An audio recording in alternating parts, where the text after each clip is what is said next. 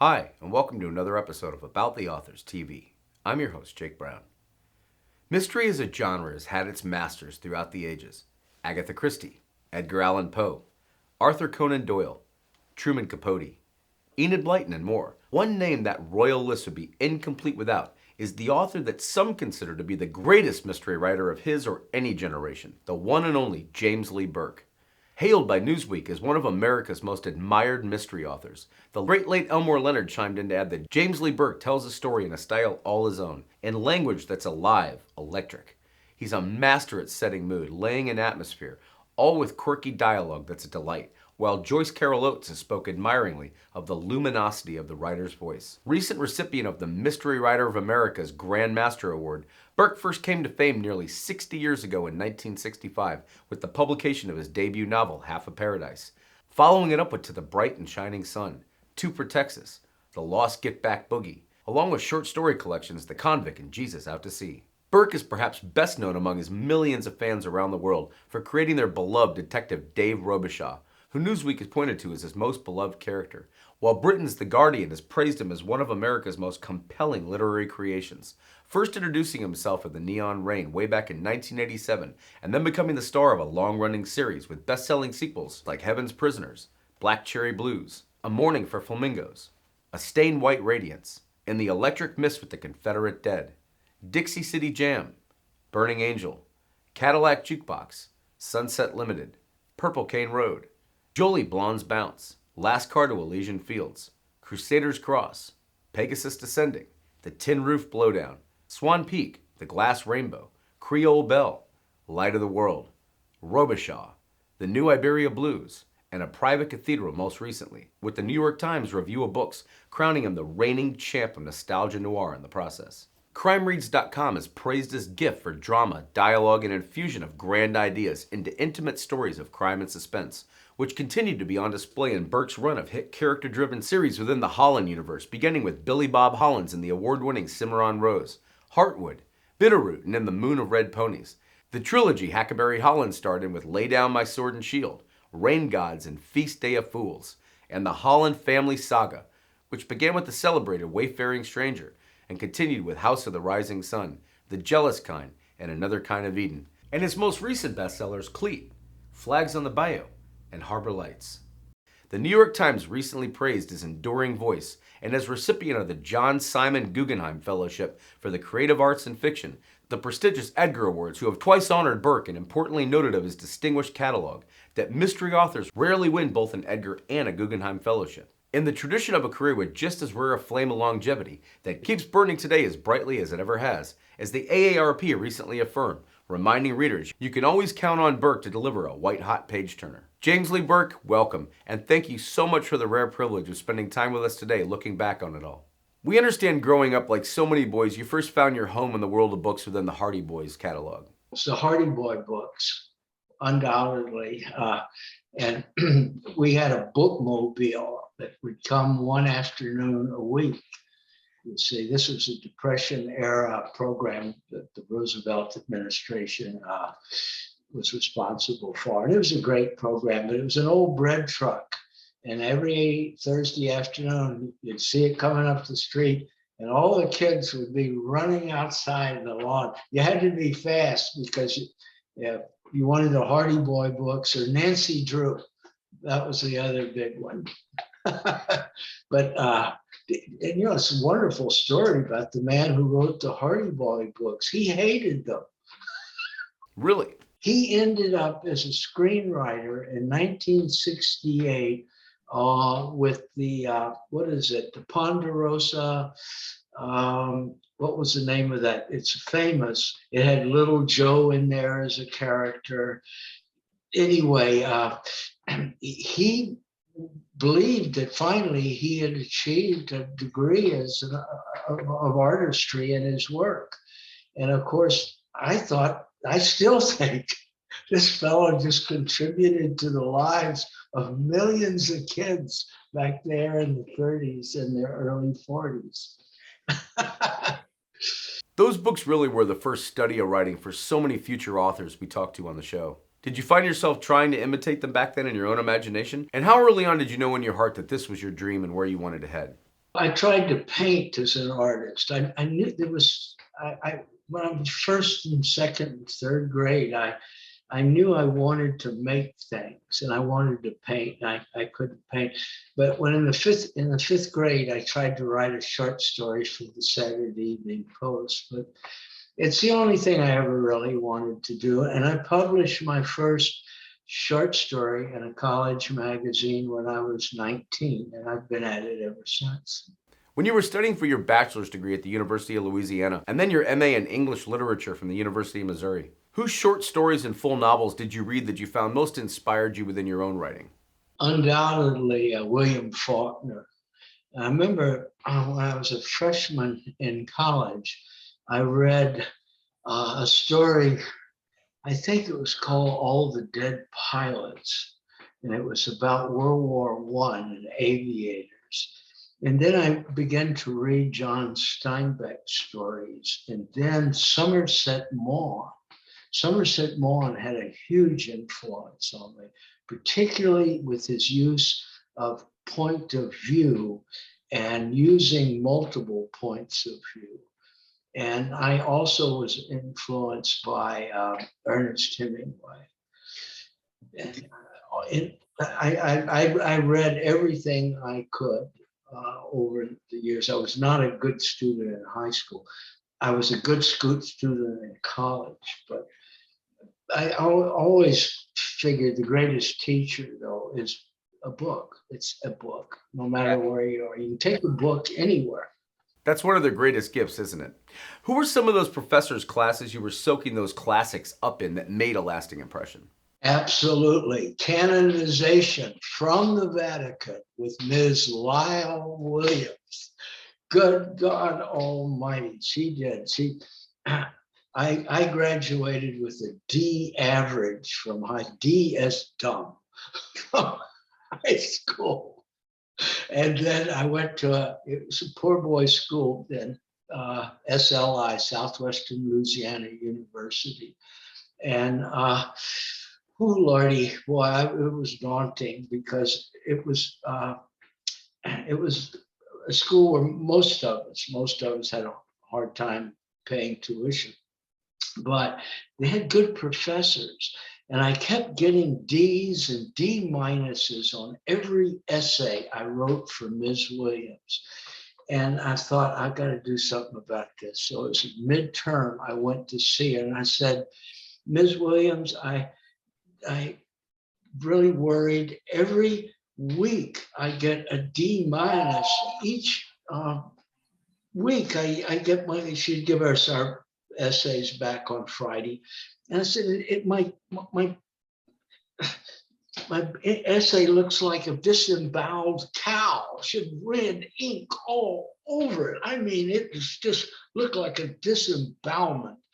And I didn't get that far with it, but she was very ladylike and she's Victorian lady. She had these spectacles that she wore around her neck, and she had I remember an ivory brooch always on her blouse, and she was so distinguished.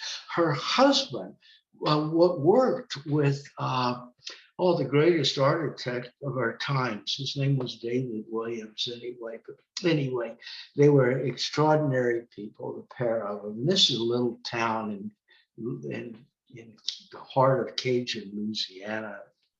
Anyway, she looked at me for a moment, said, you ask why you always get a D minus, James. I hate to tell you this, son, but your penmanship makes me wish the Phoenicians did not invent the alphabet. She said, your spelling is an assault upon the eyeballs, but you write with such heart, I couldn't give you an F.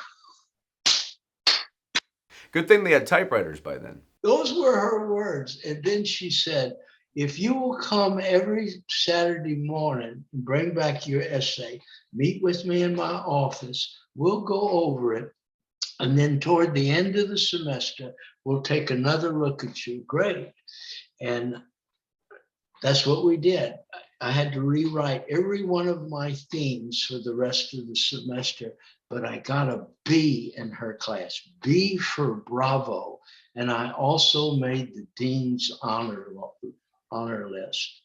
That's right. And the upshot eventually was I went to the University of Missouri to get in the journalistic program there. And I graduated with honors from the University of Missouri. I owe it all to Ms. Williams. She was just wonderful. Now, it's not an original observation, but one we like to spotlight here as often as we can, and that is the unsung heroes that librarians, high school teachers, and college professors are time and again for first helping light and guide so many young creative minds first discovering their capabilities. They never get a credit for anything, and they get blamed for everything. If you travel back in time with fans to 1965, when a first of its kind book that could only have come from your mind emerged as Half of Paradise, one where the LA Times noted you were in glowing reviews as a promising young Southern writer, and that some reviewers of his earlier work had compared him to Hemingway and Faulkner. When did this down on his luck country singer first begin playing songs that he could not remember the words to in your muse? Yeah, I started writing it in graduate school at the University of Missouri. And my first teachers were John Neihart, who wrote Black Elk Speaks, and Bill Hamlin, who was not a writer himself, but he really was a good teacher of writing. And he had been in World War II in the Pacific, and I just admired him so much. And those two men had an enormous influence on me, in particularly with John Neihart. John Neihart was a mystic. He knew, my heavens, Bill Cody. And he of course, he wrote what it was called what was it? It was an 18-year project. He worked on it every night, The Cycle of the West. But those men had an enormous influence on me because there weren't very organized writing programs back then. We're talking about the 1950s. I started writing that book there at the University of Missouri, but I had three jobs actually. My wife and I, we were really poor. We invented poverty, and she's still with me. But we got together and back there in the 50s.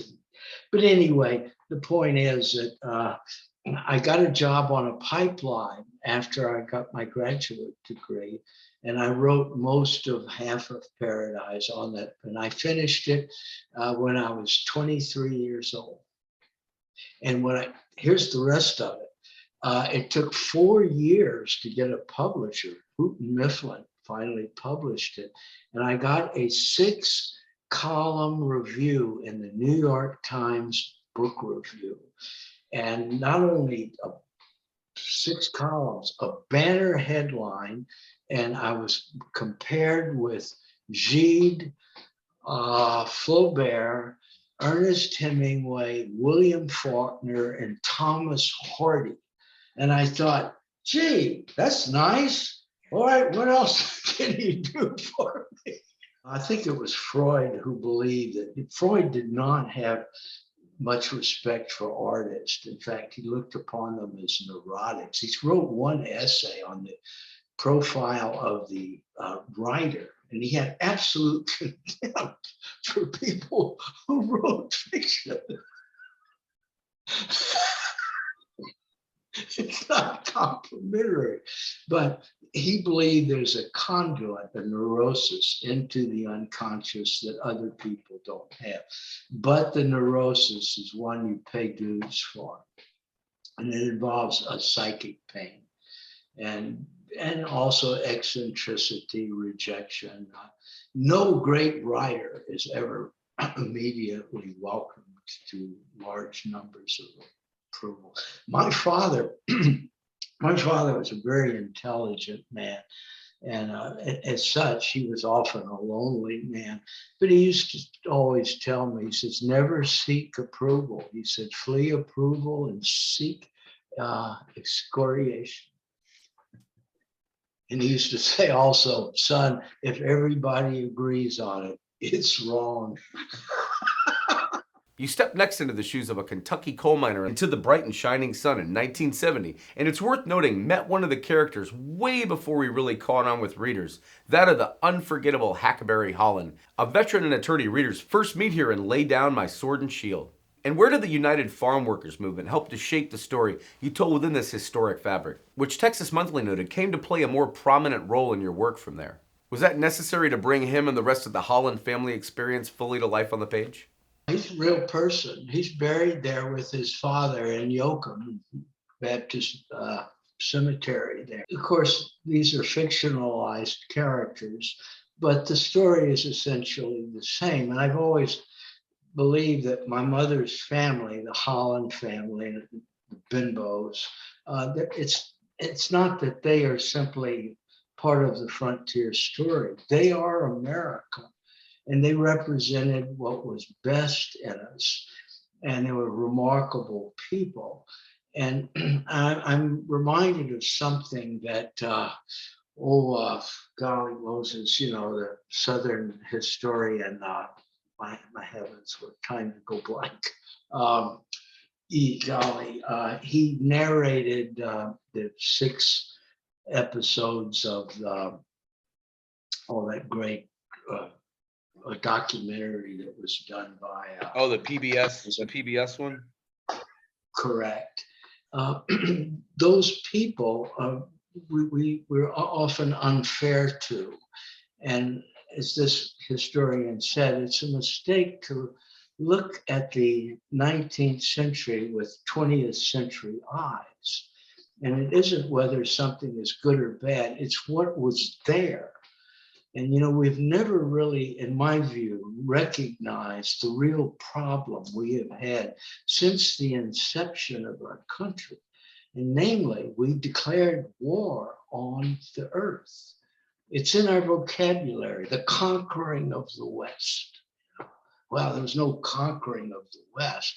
What we did is exterminate a lot of Indians and a lot of animals and birds. And we have lauded that tradition, which is despicable ultimately.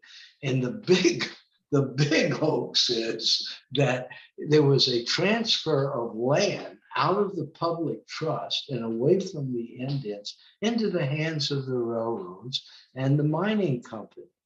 And they were never brought to task for it. It was the greatest swindle maybe in human history. That's when I first introduced into my writing the United Farm Workers and the people that Woody Guthrie wrote about.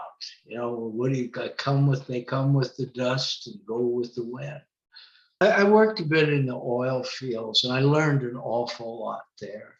And I was fortunate enough to be around men who came from that era. They were an exceptional group. They were in WPA camps in the 3 Seas, been in the war in Europe, the Pacific, and they were the bravest people I ever knew. I never saw one that was afraid. If they were afraid, because a lot of bad things happen on oil rigs and pipelines.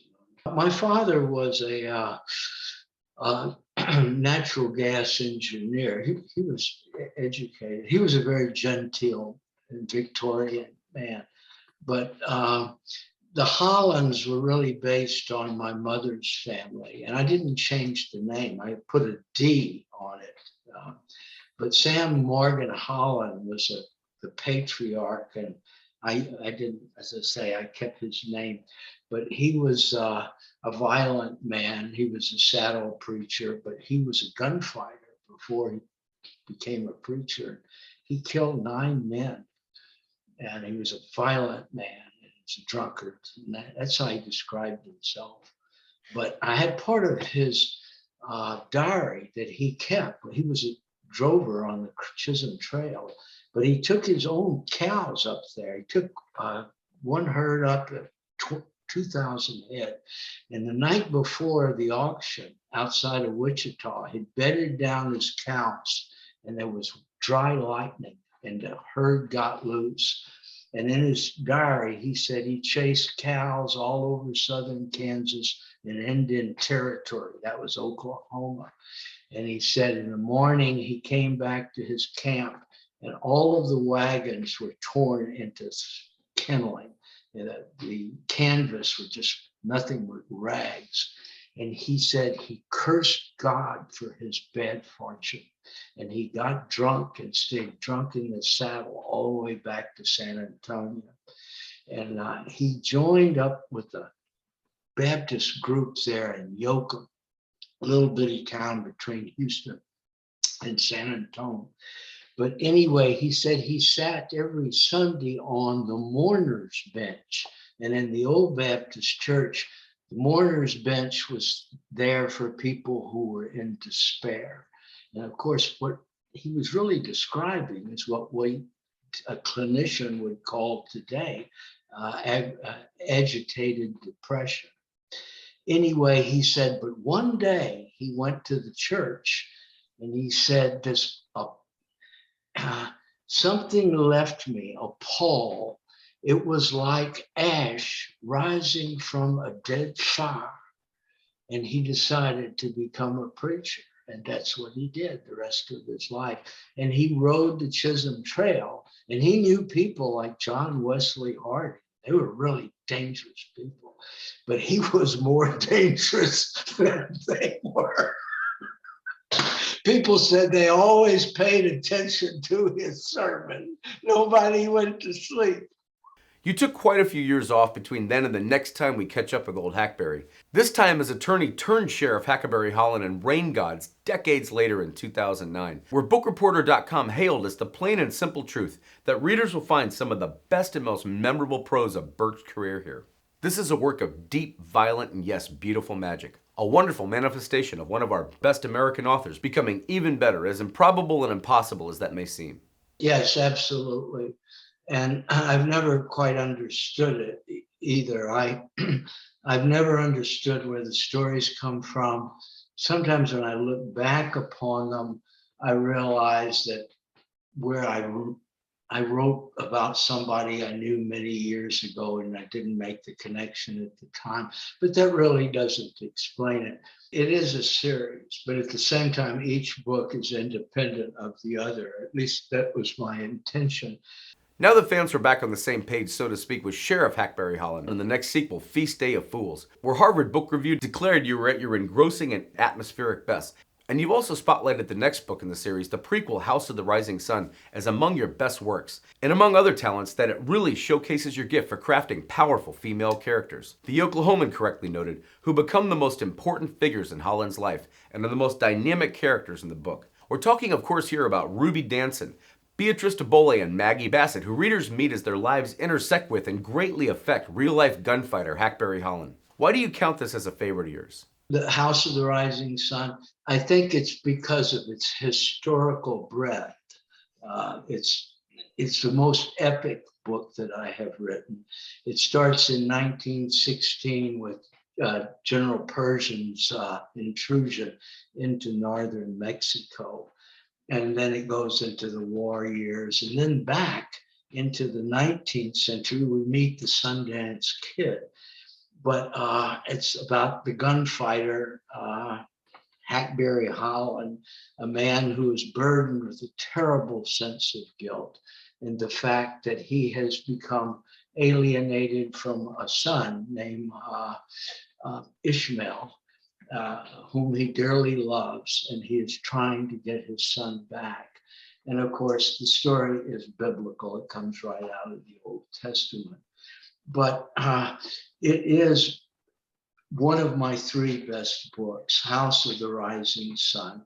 Wayfaring Stranger is the other, which begins with Bonnie and Clyde camping on the old Texas Rangers ranch there outside of Yoakum. The Washington Post would write of The Two of Texas, the next Holland-themed novel, that this is a Western that boils down genre conventions the way Balzac did coffee until something dark, bitter, and invigorating is left, while the New York Times has remarked that Burke's enduring voice does justice to both the region's ancient curses and its modern crimes. And within the rustic bookends of the Holland family series in that spirit, the next member of the clan we meet is Texas attorney and former Texas Ranger Billy Bob Holland and the Edgar-winning Cimarron Rose, fighting against those very sources and forces of evil. And then fans get to know and root for him even louder in sequels like Heartwood, Bitterroot, and The Moon of Red Ponies, where Entertainment Weekly predicted that readers will savor Burke's lyrical prose and finely shaded psychological tension, as Billy Bob and his cohorts teeter between idealism and brutality. What was unique enough about the real-life Billy Bob Holland to make him the star of this brilliant trilogy and second chapter in the broader Holland family series? Cimarron Rose is one of my favorite books. And it's a great story about the 1890s and some members of the last of the fellows who had any fun with the frontier all gathered down there in Oklahoma, which is kind of a breeding ground for the worst people in the country. But all of them had a funny side. You ever read, Ron Hansen's work? Ron has written some great books about his first book, Desperados, about the Dalton gang. But these guys, their war was really with modernity, it undid them. Turning more fully to the wonderful Holland family saga, which both of your aforementioned series laid the groundwork for perfectly, you spotlighted what you consider to be among your best novels to include Wayfaring Stranger, which the New York Review of Books hailed as a riveting amalgam of the conventions of the 14th century Arthurian legends and the hard-boiled American crime novels of the 1950s. And all three taut narrative is interwoven with ruminations on good and evil, courage and cowardice, love and hate, loyalty and betrayal. At the center of each novel is the beating heart of a good man faced with hard choices. What made you decide after 50 years of waiting that this portion of the family history, and that of the time that the books are set against on the page for readers? The Holland books are my best books. I love and am honored by all of the attention that the Robicheaux books have received. It's not to lessen what I think are a very good series, but it is the Holland books, and Wayfaring Stranger may be the best. I say this sometimes, and it's not out of resentment, but someone gave me this thought. He said, it was actually, we have kind of a fan club or book club on Facebook. He said that book should have received the Pulitzer Prize, not because I wrote it, but the book deserved it. But that's maybe, it's that good a book. It was a great book. It may be my best book. Based on my cousin, he went all the way across Europe, every place there was a battle. Buddy was there. I just loved Buddy Millette. He was one of the finest men I ever knew.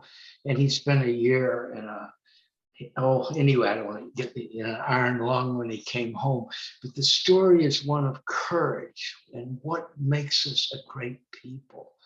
And we have the greatest legacy in the world. In all of human history, there is no legacy greater than America. Traveling from the Great Depression in 1934 in the first book through to the 1950s and post-World War II Texas in The Jealous Kind to the American West of the 1960s in Another Kind of Eden, what's the most wild part of the write about being able to take the reader on a journey to any time, place, and space you want and to incorporate the wonderful characters and the real-life histories your characters live and tell their stories through on the page here? Whether we're talking about Bonnie and Clyde from the first book is one great example, or others that the Hollands face off with in future books. The other book is, golly Moses, The Jealous Kind. But they're all stories about the Holland family. I was born in the Depression, first administration of FDR. My grandfather was in FDR's administration. He was an appointee of Franklin Roosevelt. It catches in my throat that I think of all the suffering that has occurred in the earth. And just since 1945, and that I wrote a book called, Another Kind of Eden, which is set in the year 1962. And I chose that year to write about. It takes place with farm workers out in Colorado, 1962, because I believe that's where we went through a portal. And by that, I mean the Cuban Missile Crisis. We came within 2 hours of a nuclear war. 2 hours, and that the Marines were going over the cargo nets into the LSTs. They were going to go into Cuba, which would have started it wouldn't have been an escalation. It would have started World War III. It's still out there. It is there every day, and we take it for granted. Your work has been roundly celebrated here for the authenticity with which the reader feels like they get to know these characters. Just like they were sitting on the front porch drinking lemonade with them, listening to recounting this family's extraordinary history to their younger generations. Did you have a family archive of journals or letters or other source materials to draw from as you recreated it here? It was all so engrossing. You're absolutely correct. And I put it in a broader context that a good writer has to be a good listener. And the good dialogue is around us every day. We just have to listen. And the story is there. I think it actually, I believe that we have inherited memory. It's there. It's that 90% we call of the unconscious. 90% of the brain is actually, we're not aware of what we're doing and thinking, but it's all there. But tapping into it, Now, how elaborate an outline or family tree did you sit down and organize ahead of beginning writing this series? And who were any favorite characters you most enjoyed embodying during the writing of these books? Whether we're talking about Weldon Avery Holland, or Herschel Pine, or Rosita Lowenstein, or Roy and Clara Weishart in the first book, or Aaron Holland or Valerie Epstein in the second, or even Joanne McDuffie in the third as examples. I use first-person characters often. It's simply the everyman figure out of medieval folklore. And that has always been the source of my work. Not in the future, not in the present. It's always from the past. Why? Because it is the past where we learned early on, 4 centuries before the birth of Christ, the enormous gift of creation. And that time during the golden age of Pericles was passed on to the Neoplatonists and the Aristotelians. And all those since, during the Renaissance, understood the classical world. And if you think about it, all of Freud's terminology was borrowed from the Greeks. He used the metaphors of the Greeks because they understood more so than any group on earth in the history of humanity how the human brain works. And it's just absolutely amazing. And so my work is more in tune probably with Chaucer. Look, I believe this absolutely. I always wanted to meet Mario Puzo, who wrote The Godfather. I am convinced that he studied Geoffrey Chaucer. Why? Look at The Godfather. It is the perfect film. It may be the best film ever made. Why? Because every scene, not just every part of the film, every scene is a short story. You can lift it right out of the screen and take it home with you, and it'll stand on its own. It's amazing what he did. But it was Geoffrey Chaucer who invented the device. When we arrive at the most recent book in the Holland family saga, Every Cloak Rolled in Blood, it was hailed as a stunningly supernatural tinged entry by Publishers Weekly, and Aaron Holland Broussard is now a well-established novelist, but sadly has just lost his daughter Fannie Mae, and teams up with a pretty cool partner here in police officer Ruby Spotted Horse to try to get to the bottom of it all. How well did you feel like you'd gotten to know Aaron by then, and is he your favorite Holland to write these days? It's both things, though. It's a contemporary story, and it's written in the present.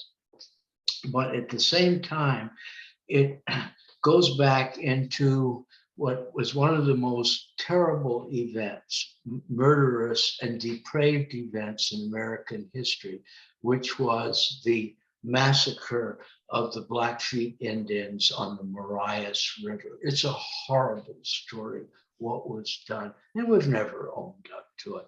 And it was not just simply a horrible event in its own right. It was emblematic. What was done over and over and over again. It was genocide. Look, without getting into a lot of other things, there's a rage about the evil that was done in the South during the Civil War and before the Civil War, and then later on during the Jim Crow era, the 1890s, and all the terrible things that have happened.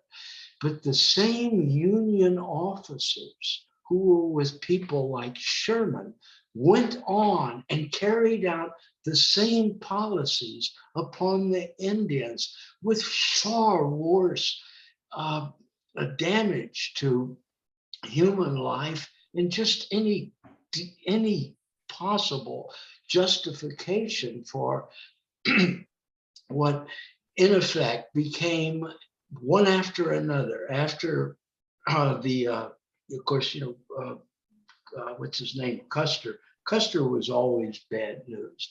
But after that, it was obvious that the Indians were going to be starved to death.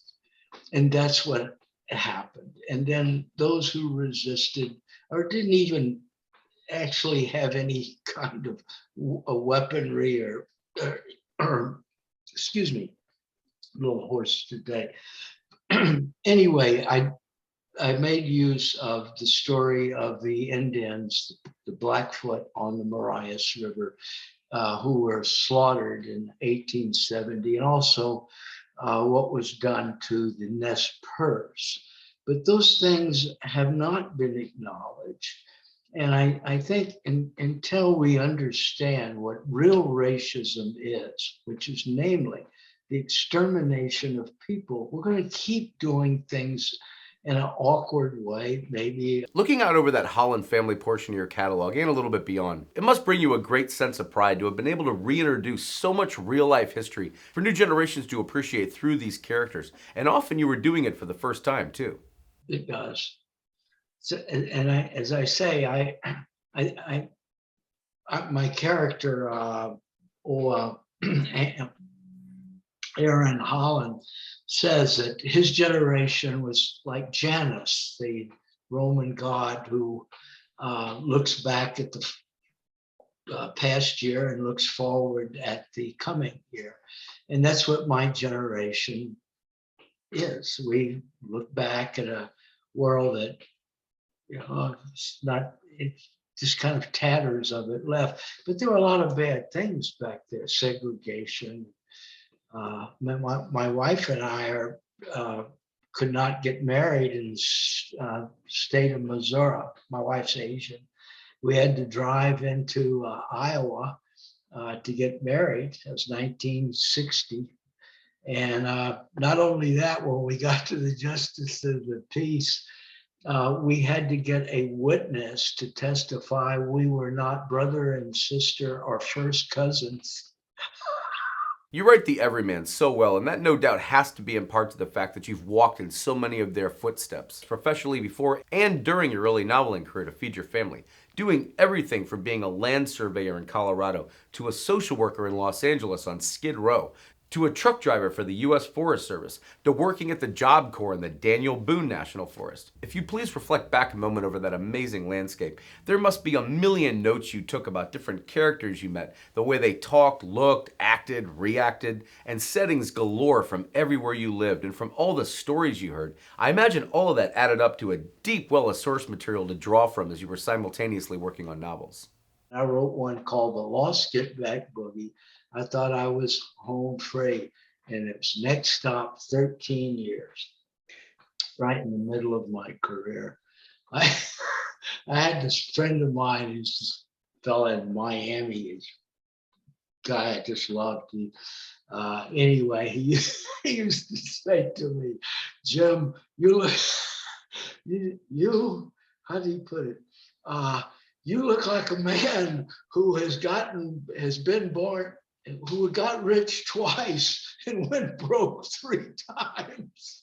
And I've had experience that, as I said, that I was fortunate, maybe because of the generation to which I belong, which is a transitional one. We are the last generation who will remember, for good or bad, what we call traditional America. But I worked a bit in what's called the oil patch. I was a landman for Sinclair Oil Company. That's how I went to college. That's a scout, looks for drilling areas. And I worked a little bit offshore, and I worked on pipelines in Texas. But also I was a caseworker in California, and that's where I really met some great people. I worked on Skid Row, and I worked in the South Side and the East Side of LA, 62 to 64. I worked with the criminally insane. I also learned how the system works with the poor, how rich people can make money off of poor people, the slum owners. See, there's no overhead, there's no tax on it, low property values, and they don't fix it. The landlord doesn't fix anything, and the check is in the mail, in the box, in a North or West Hollywood or Beverly Hills address. Okay, because the state of California pays the rent the 4th day of the month, and that's how it works. And that's how the poor serve in some way or another an iniquitous system. This is where I met a lot of farm workers. They were, they call them the side door Pullman, the freight cars. They'd ride from Los Angeles up into the San Joaquin, what Woody Guthrie called the old fruit bowl. But they were great people. They were really great people. There's a song actually, 10 days on, 5 days off. I guess I got oil in my, anyway, forget. I used to go back we spent 10 days out on the water on the drill barge, and then 5 days back on land. And I would write on land, and I'd put my story or my poem, and I'd send them to a magazine somewhere. And I rented a post office box. And then after 5 days, 10 days back on the drill barge, and I developed a system. Never leave a manuscript at home more than 36 hours. Otherwise, you commission yourself to failure, commit yourself to failure. He had the best insults of any person I ever knew. He was from Flatbush originally. One of them was, you should have a house with 50 rooms and drop dead in every one of them. But people like that, his name was Joe Smith. He was a great guy. He had been at Midway and in the Pacific. Now mythic among readers, the Lost Get Back Boogie was a song that's fair to say was ahead of its time and took some to first catch on with publishers, allegedly to the tune of 111 rejection letters before it was finally published and eventually nominated for the Pulitzer Prize. I transferred the story. It started in Louisiana into Montana, and I think I was just leaving, maybe the provincial side of things and getting into a broader story. It's a story of an ex-convict. He's not a criminal, but he killed somebody in a barroom fight in Lake Charles. And he is a very damaged man, but and he writes a song called The Lost Get Back Boogie. The Lost Get Back Boogie was rejected 111 times over a period of 9 years. And I sent it to one major publisher. And the fellow who sent it back, and had whiskey rings on the corners. It looked like and had been assaulted with a ballpoint pen. But anyway, this is what he said. I won't use the language. I'll just kind of suggest it. He said, I trudged on through this weary, I slogged on through this weary story about these two F-ups. And then he really got serious. And he finally said, this might make a good film for these two guys, but that's about it. And I wanted to say, what's wrong with Steve McQueen and Burt Reynolds? They make great movies. But anyway, finally my wife said, Jim, send it to LSU. And they published it, and it was nominated for the Pulitzer Prize. It almost became a film. And I still have high hopes for it. My friend Ron Hansen and I have been talking for about a year. Ron's done quite a bit of work on it. So yeah, Ron's a fine fellow. You'd kick off a new generation of your career with Detective Dave Robicheaux, who Newsweek recently spotlighted as your most beloved character among readers. And back at the time he first made his appearance on the scene, career-long fan the LA Times made the convincing case that a literary comet had returned when you debuted anew with this former Vietnam veteran, recovering alcoholic, and decidedly Cajun lawman. Please, if you would, take your longtime fans back into the creation of Neon Rain, the debut novel that kicked off the series way back in 1987. This was when I had published 3 novels with quite a bit of success. Then I could not sell the Lost Get Back Boogie. And I don't know how many short stories and novels I wrote during that 13 years when I couldn't publish anything except short stories. The Southern Review published my short stories, but everything else was a failure. But there were 2 of the books that are still, I don't know, they're buried in a box somewhere in a garage, but they were flawed books. But I created a character, a young Cajun boxer, former Marine, back in the 1950s, who falls in love with the girl out at Spanish Lake, and it's a love story. And I started looking at it, and also I had written something about John Bell Hood, the Confederate general, and a ghost. He appears as a ghost in part of the story. And I thought, I'm going to just start all over again and do something with this. At the same time, Rick DeMarinis, who passed away recently, is my lifetime friend. He's a really great writer. He and I were fishing, and I said, I can't get anything. I'm 13 years now out of hardback print, Rick. And he said, Jim, why don't you write a crime story? He said, you can probably just write 2 chapters and get an advance. And I said, are you kidding? He said, no, you can probably do it. And we went on and fished 2 days. We were here in Montana. 2 days later, Alifair, my daughter, and Pearl and I were in San Francisco. And do you know where the, the bookstore run by the beat poet, Ferlinghetti's bookstore. We were up by his bookstore, and I had bought a one of these kind of yellow notebooks here. And I told Pearl, I said, I'm going to walk down here by this Italian outdoor restaurant across from the Catholic Church, and I want to start thinking about a new book.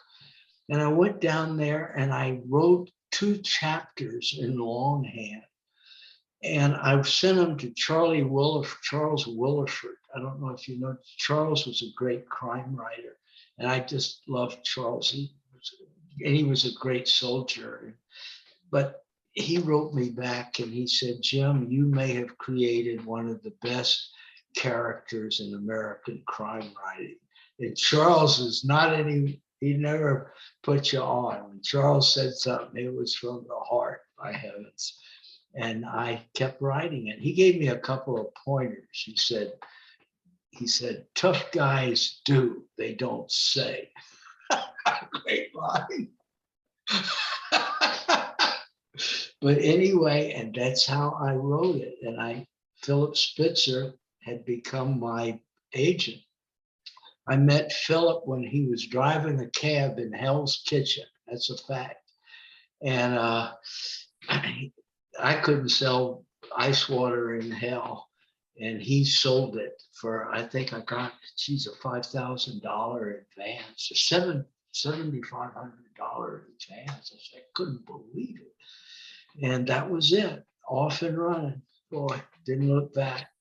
Pat Mulcahy was my editor too. And, she said, Jim, I had to choose between keeping my teaching contract. I was teaching in Kansas and going on a tour. And she said, Jim, trust me, if you go on tour, you'll never have to teach again. I said, okay, we'll roll the dice, because I had to give up my tenure. But that's it. Dave Robicheaux is not the story. He is every man. Its sequel, Heaven's Prisoners, still remains one of your most revered works to date. Salon crowned it on the cover as the high ground of art, and was eventually made into a film starring Alec Baldwin. Well before then, when you pick back up with Dave, he's now married to Annabelle Ballard. Is it true that the plot to this novel was based in part on a real-life experience that you and your family went through? It was, of course, it's a violent novel, and he without telling the story. Terrible violence comes into his home, in which we experienced ourselves. And in part, that novel had that content. That was the reflection of it. Black Cherry Blues would win you your second Edgar Award for Best Novel, and really focuses readers in on the relationship between Dave Robicheaux and his sidekick Cleek Purcell, which Deadline.com would spot as a key feature that made the series so cinematic for readers throughout, noting that Burke's colorful writing brings to life the French Quarter like no mystery writer I've ever read. As he and his hot-blooded, tortured, hulking private eye pal Cleek Purcell takes on the pimps, drug dealers, clanmen, and fat cats preying on the underclass. Honing in on Robichaux's old war buddy Cleek, was this a fun or perhaps more complex dynamic to create between the two given the history they share? It was, of course, it's a violent novel, and he, without telling the story, terrible violence comes into his home, in which we experienced ourselves. And in part, that novel had that content. That was the reflection of it. I took Dave out of Louisiana up to Montana with Cleek Purcell. And this is where Cleek blossoms in the series. And there's no question about it. He is one of the most popular characters in fiction, particularly crime fiction. But Cleek is also right out of the Middle Ages. He's the trickster. Every high school has one guy like Cleek, the guy that will do absolutely anything on a dare. But he is the trickster who gets even for the rest of us. He's a great character. He is absolutely a wonderful character. Dave and Cleek share one characteristic. When they're not expressing themselves, when they're seemingly serene, is when they're usually most dangerous. And so we don't know that, but it makes them great characters. Your titles have always sung like songs to the ear as part of the poetry of your writing, whether we're pointing to A Morning for Flamingos, A Stained White Radiance, or In the Confederate Mist with Electric Dead, as vibrant, vivid illustrations of that part of your art in action. Please pull the curtain back for fans on how this all-important and always mysterious aspect of book naming works for you. It's always in the book. Somewhere, I don't have it at first, but it will say itself. Now, Alec Baldwin would be the first to play Dave Robicheaux in Heaven's Prisoners, and then a few books and years later, Tommy Lee Jones would next embody him in the film version of In the Electric Mist with the Confederate Dead. How complicated a character is that for an actor to bring to life on the silver screen convincingly as both of these capable actors have? Oh, they're very talented people. Well, yeah, it was great to have people with that talent, and uh, it's a difficult role to play, and they knew that, and many actors over the years. I worked a little bit in Hollywood, but they would all say the same things. It's a great character, but everything in the story is in the character's head. And that's true. And without using an over voice, it's very difficult because You continued dazzling readers and critics alike over the rest of the 1990s with new bestsellers like Dixie City Jam, which affected Entertainment Weekly enough within their glowing A-plus review to call James Lee Burke's 13th book brilliant fiction. Burning Angel would inspire The Guardian to observe that through his Cajun detective Dave Robicheaux, author James Lee Burke brings the sluggish heat, twisted landscapes, and booze-soaked no-hopers of Louisiana into vibrant relief. One of America's most compelling literary creations, Burke has also given the world Louisiana as a literary character. Its cottonmouth snakes and cypresses, snow egrets and flamingos and night-blooming flowers, shrimp on ice and dirty rice and oyster po' boys, and burning fields of sugarcane sending out lazy smoke to further blur the fading pink grandeur of the antebellum South. It's a terrible, beautiful mix of a place. Cadillac Jukebox fired up everyone who read it with equal celebration as critics continued to study your singular style of storytelling, along with Sunset Limited, which, in another reflection of just how popular the series was around the world, was recommended by Britain from The Independent as a reason anyone not already familiar with the novels of James Lee Burke should go out and buy one this minute. We clearly have our favorites. Who were a few of yours from the series? Or even specific supporting cast characters you conjured up that you especially enjoyed spending time with on the page? it takes a really good actor, and those fellows are. I didn't mean that they were less. And, uh, I think there were actually there was a lot of there were many good scenes, but the films didn't earn out. And there's no there's maybe it's every kind of industry, but usually losing other people's money in Hollywood is the unforgivable sin. It's worse than original sin. The only people that I would call absolutely evil were people who, in effect, were not criminals, oftentimes legally. And I think Dave puts it into perspective. He said he never turned the key on uh, a corrupt zoner who manipulated the city limits so that poor people were made more poor than they are, who allow he Dave, I think, ultimately is a theologian. And what he fears most is that when people abandon their cautionary sense, I was talking before about when they willingly give themselves over to those who will cause them great harm, this is when you really have a problem. That's what he always refers to Golgotha. That's what Jesus was put to death. That Golgotha is a terrible, terrible mark in our history, but he fears that it's going to be undone.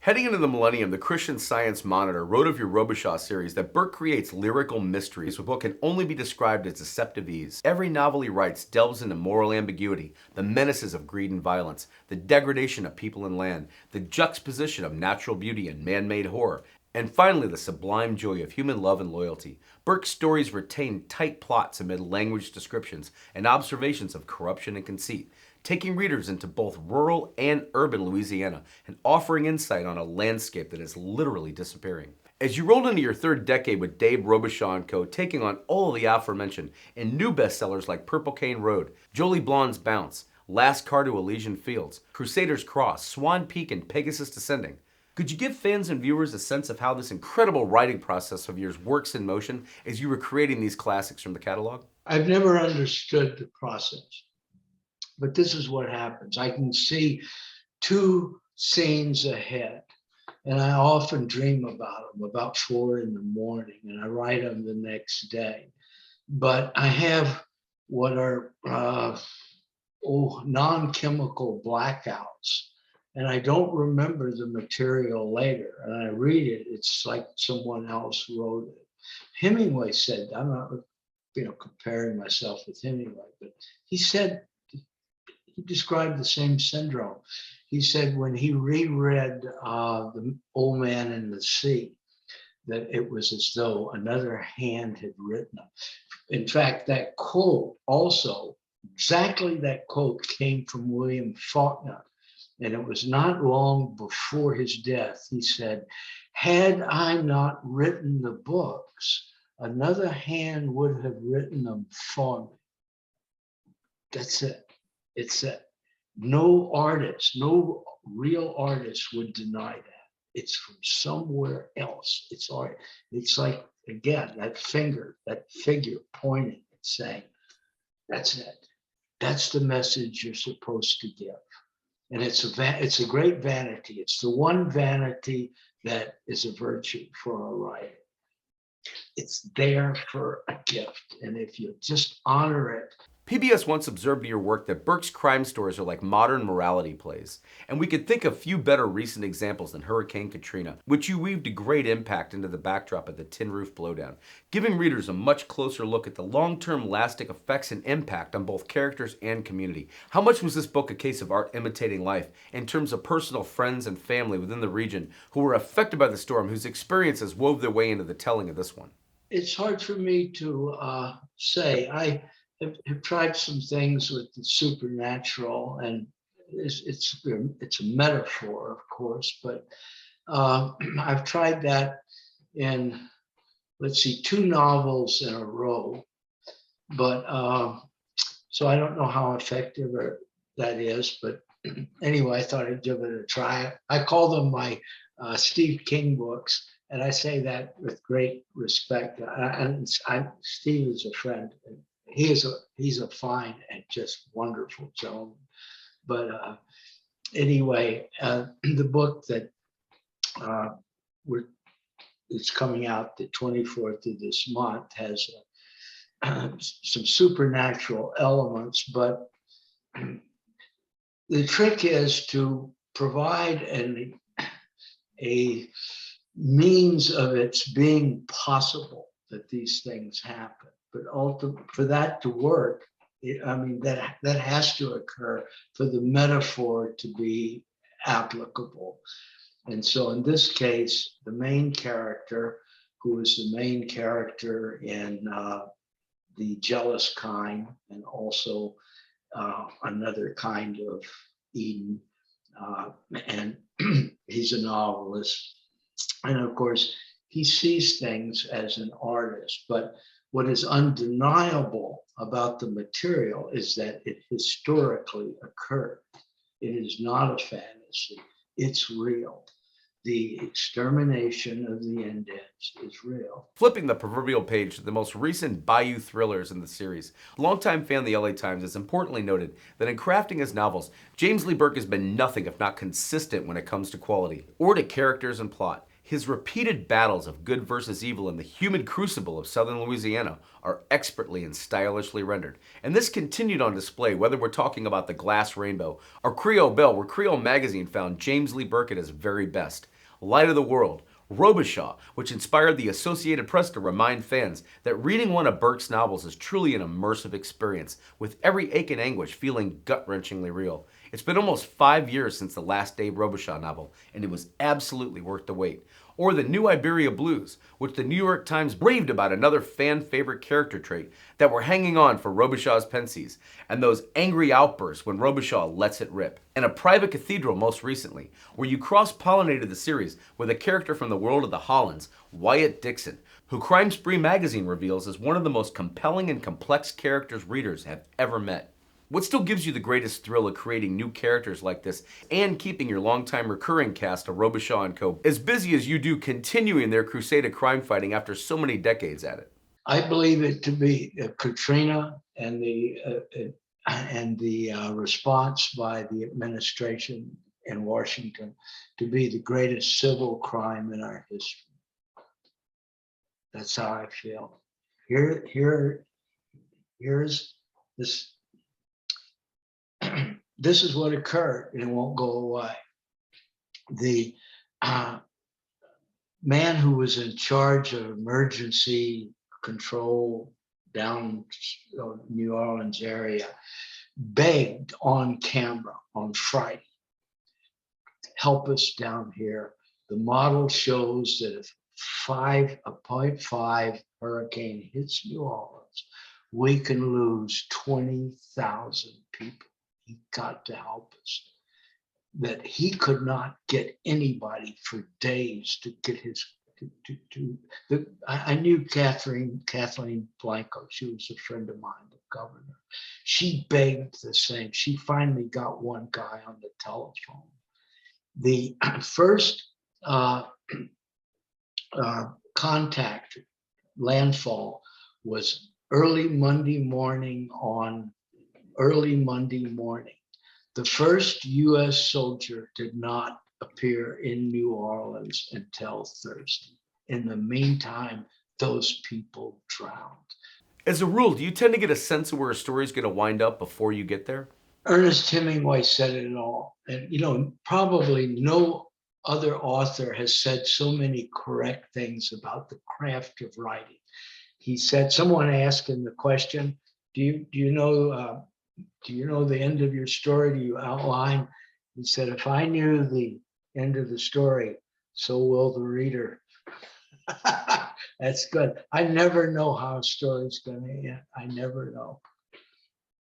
It's like, I always think about a pitcher, you keep the ball. If you're going to throw a Carl Hubble screwball or a slider, you always keep your hand behind your hip. You never show the batter your fingers on the ball.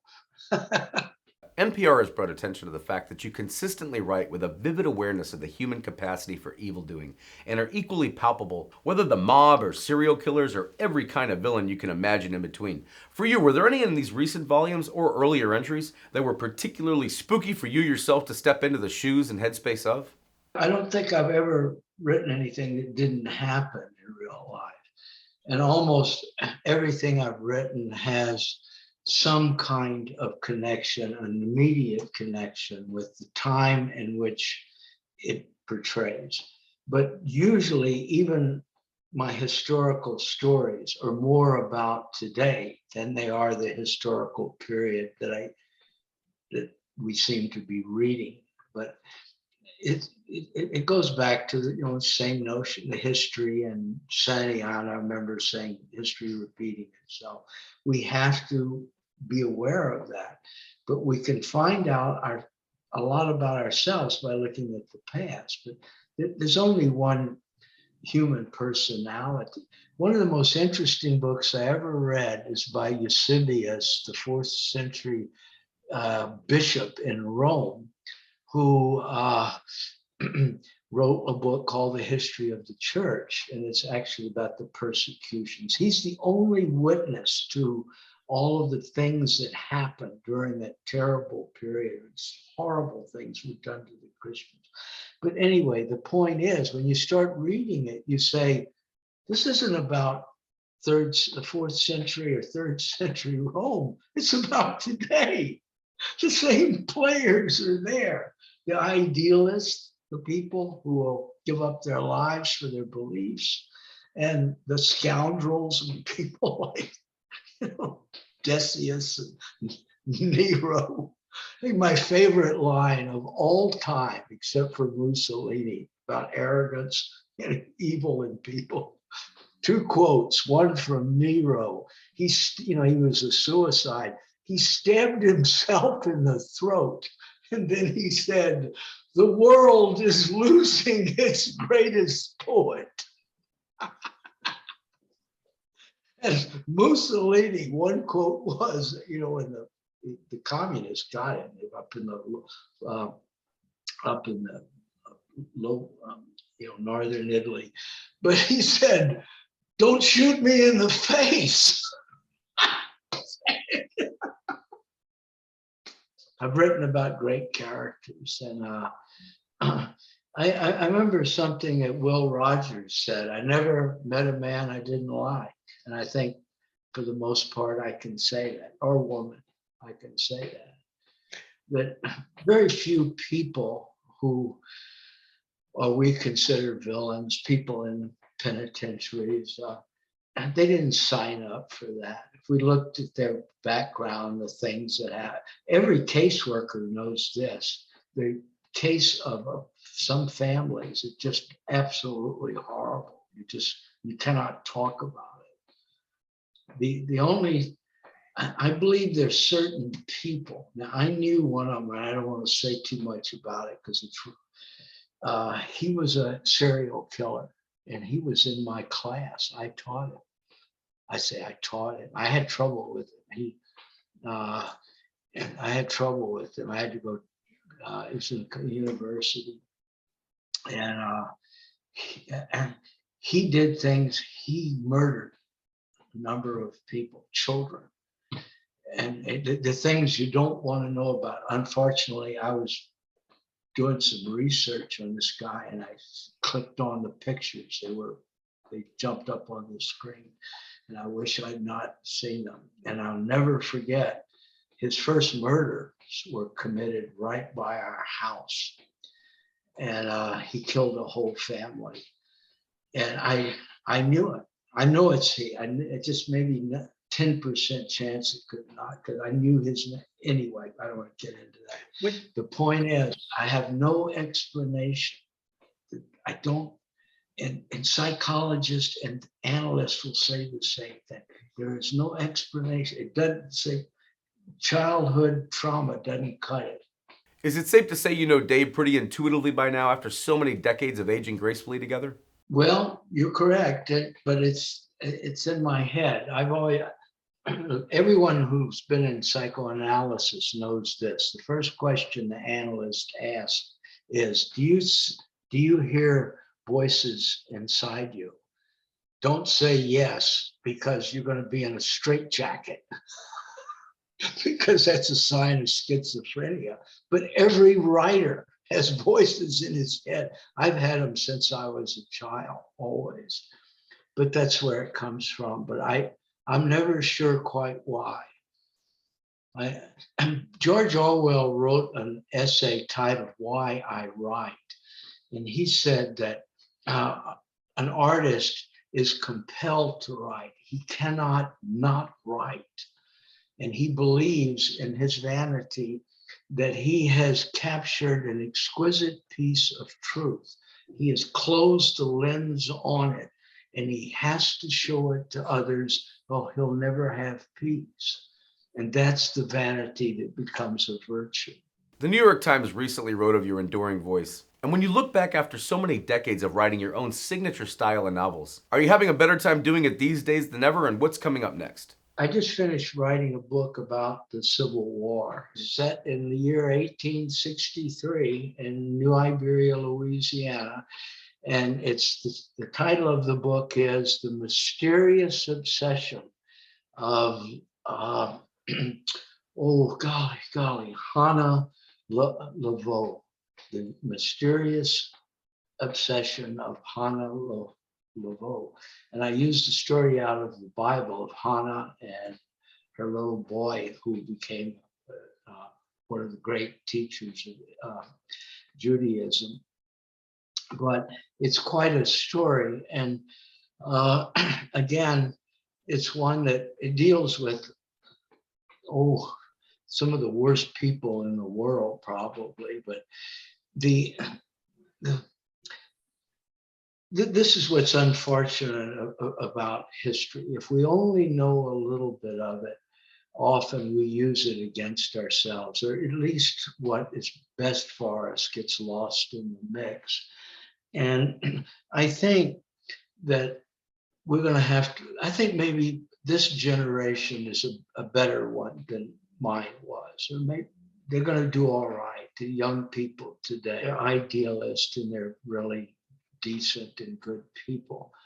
And I think maybe we will reach a time, not in my lifetime, but it's not that far down the road, when we'll accept the fact that it wasn't something that had to happen, the murder of all the Indian tribes.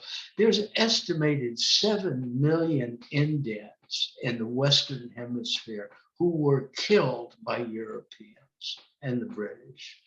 They did it. They spread smallpox, you name it. This horrible things, and many of them, of course, repented. And that a great gift has been given me. That's all. I just feel I owe an enormous debt to the power that was transferred to me. I mean, I say power, the gift, the creativity.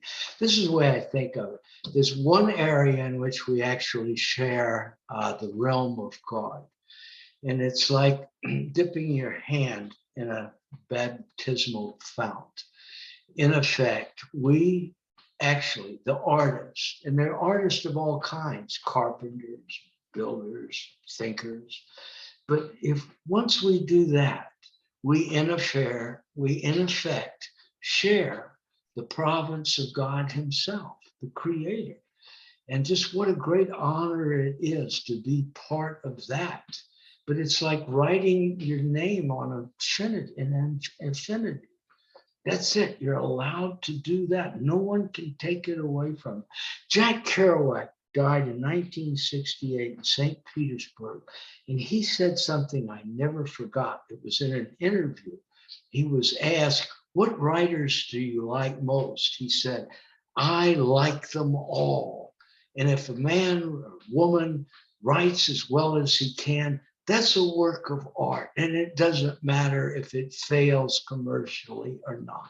He said, never give up. You've got a candle burning inside of you. And Jack Kerouac's book, On the Road, one of the best books ever written in the English language. It is an epic. Something in the American novel, so he did it. He actually did it. It must have also been an absolute joy to watch your family talent for storytelling carried into a new generation with your daughter Alifar Burke's tremendous successes as an author in her own career and catalog. Yeah, Alifar is a very, very good writer. She was reading Cool Hand Luke when she was 5 years old. She wrote her first short stories when she was in first grade. This is a true story. All right, her IQ is not measurable.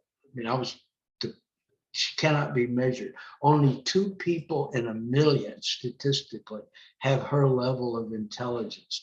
And every time I tell this to someone, there's a pause, and then the person says, your wife must be so intelligent. I'm not making it up. I hear it all the time for 6 decades. In closing, as an influence, when you've had your fans or readers over the years tell you that your titles have their very own bookcase in someone's house, or that those books help them get through a tough time in life, however they touch them individually, and maybe most powerfully those that tell you that your books inspired them to give up the pen and give the craft a try, so to speak, that must all be very gratifying. I've always felt, and I felt this early on in my career, that the greatest enemy of the artist is the ego. As soon as an artist claims credit for the talent that he has, it's a day that he will lose it. I have never seen the exception. Every real artist, writer, it doesn't matter, painter, sculptor, actor, musician, they all know it. It comes from somewhere else. It comes out of nowhere. It's just like that old Uncle Sam cutout that used to see years ago in front of a courthouse. He's pointing and he says, I want you. It's like Jesus, pointing at those fishermen. They did not sign up. He said, you. And it was a strange kind of bunch that he put together. They're very unlikely people to become the the people who created Judeo-Christian religion and changed the Occidental world. These guys, couldn't probably make a sandwich with a diagram. And Jesus says, "You're it, buddy, whether you like it or not." And if you just honor it, if you stay true to it, get away from the naysayers, the people full of negativity, because more people will discourage you than they will encourage you. When I used to get, rejections, I really got them. Never quit. Never quit. You never let the naysayers, let the world break its fist on your face. Never quit. Never give an inch. That's it. And when you find yourself imitating other people, stop it. That you do the thing that you're told to do with that voice in your head. You just never quit. James Lee Burke, you are a national literary treasure, and we are so privileged to have had this time today. Thank you so much for being on About the Authors TV. Okay, you too, Jake. I really appreciate it. You're a pro.